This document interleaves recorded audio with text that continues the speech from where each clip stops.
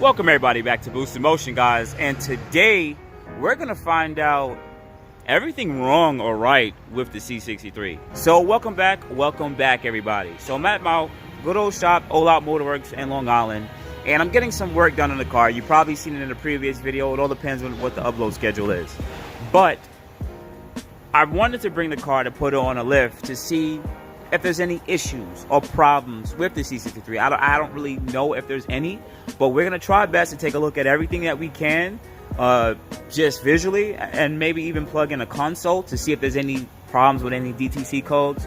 But anyways, let's jump into it. So now that I finally got to the underbody carriage of the car, we get to see the design of the AMG exhaust. Number one, the tips are fake. That's how it's always been. The tips are fake, okay? It's just there for the aesthetic looks. But also looking a little deeper, we're looking at see if there's any crazy amount of rust, dents, repaints, anything like that. That would be an issue. Now, looking at this exhaust, I don't see the exhaust being controlled by an exhaust flap. Usually, I have the active sport exhaust, so it would change the flaps back and forth, and that's what actually changes the pitch and noises of the exhaust with the V8s and everything. Looking, I don't see anything crazy. I also installed those mud flaps. Maybe I should make those corrections now, but nah, I'm not, you guys know I'm a bit lazy. Alright, so we're also looking to see if there's anything dry, cracking, or anything like that. It's like the rear sub mount. It's not active, but this is just flakes itself. I don't see any cracks or anything like that. Yeah, this is just flakes. We want to see if there's any extreme damage or anything where something might need to be replaced or worn out. Now, this seems like it has some kind of lithium grease spray or something that was on it. I guess they lubed this part up. This is a plastic piece, so maybe that might be able to come off. Might ask them to see if they can spray some on it, but that's weird. Now we have the AMG diff cooler. Pretty much what happens is the air comes across these little galleries, and it actually cools the diff itself. Because I have the C63 and not the S, it's not electronically controlled. So it's just a regular LSD in here, LSD rather than electrically controlled ones. All right, so now we're looking at the exhaust itself. This is about 2.5 inch of pipe. Okay. It's so cool to see they put like a undershroud for a lot of like, suspension components. They put plastics under it. See, it's plastic under here. There's plastic under, I think that's the traction arm or the tow arm right here. It's plastic under that too. Okay, let's continue to look. All right, taking a look here. Let me see if I can throw the light on. All right, taking a look at the differential. A little rusty. This isn't really anything crazy bad, guys. Don't overthink this. Axle boots look good. I don't see any crazy problem with them. Right? I don't see no grease because we're really looking for like grease and leaks or anything like that. This is their bearing. Okay, doesn't look like it's worn out or cracked. This should be the U joint, the carrier bearing, I would assume, for this car. Maybe not, but it does bolt up right from the drive shaft itself, and its drive shaft is aluminum, and it sounds hollow, so it sounds like a hollow aluminum, so it's not carbon fiber. Okay, all right, once again, there's more shroud. This is all for airflow. There's a brace right here. The exhaust here is actually bent a specific way, so it doesn't keep the whole 2.5 inch exhaust, like bend it up, I guess. And there's also a little hanger here to keep the exhaust from banging against here. Okay, cool. All right, now we're at the H-pipe design. Once again, it looks a little bit different, but there's also a sensor here, and this sensor is what controls the exhaust flow, or those snap, crackles, and pops. So it changes up the pitch and the exhaust sound. So an AMG does a really good job of doing this. But at least I know where this is at. I could also just unplug it and just leave it open. I'm not going to mess with any of that stuff.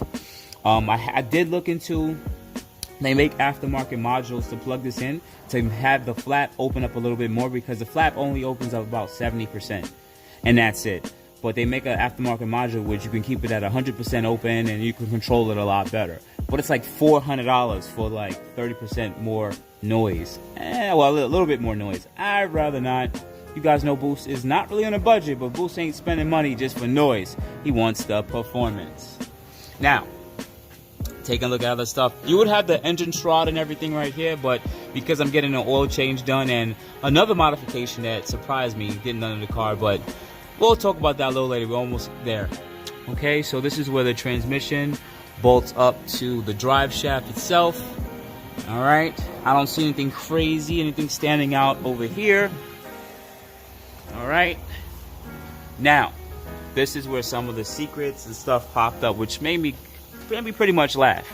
So this is from right here would be my catalytic converter.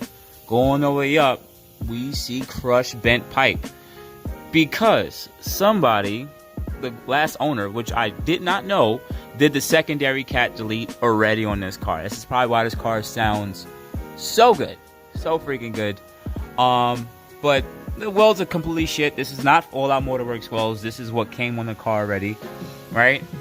That might be a little bit of an exhaust leak right here, because you can see the felt, or maybe that's some water that might be dripping, but there might be a small exhaust leak there. But this car is controlled with the oxygen sensors on the secondary cat, so I don't have to worry about that. All right, now that's the engine mount. The difference between the C63 and the 63S is on the 63S, the engine mounts are also electronically controlled, which means more expensive. I didn't go with that because I ain't got the money for an S. But also on top of that, the regular mounts are a lot cheaper to replace and aren't controlled by the engine. All right, I can see the alternator back there. I don't see any leaks. For some of the people who want to sit there and look and see how hard it is to install downpipes, take a look.